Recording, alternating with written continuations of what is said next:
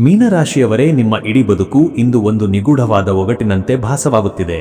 ಎಲ್ಲರಿಗೂ ಆಸರೆಯಾಗುವ ನೀವು ಇಂದು ಆಸರೆಗಾಗಿ ಯಾರನ್ನು ಹುಡುಕುತ್ತಿರುವ ಪರಿಸ್ಥಿತಿ ಬಂದಿದೆ. ವಿಡಿಯೋದ ಕೊನೆಯಲ್ಲಿ ನಾನು ಹೇಳುವ ಆ ಒಂದು ಗುಟ್ಟು ನಿಮ್ಮ ಜೀವನದ ದಿಕ್ಕನ್ನೇ ಬದಲಿಸಬಹುದು.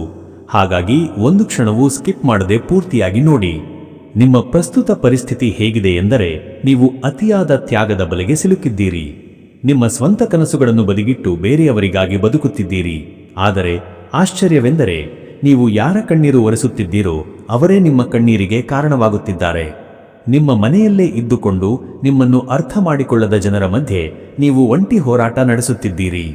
ಇಂತಹ ನಂಬಿಕೆ ದ್ರೋಹದ ಕಹಿ ಅನುಭವ ನಿಮಗೂ ಆಗಿದ್ದರೆ ಈ ವಿಡಿಯೋಗೆ ಒಂದು ಲೈಕ್ ನೀಡಿ ಮತ್ತು ಕಮೆಂಟ್ ಬಾಕ್ಸ್ನಲ್ಲಿ ಜೈ ಗುರುದೇವ್ ಎಂದು ಬರೆಯಿರಿ.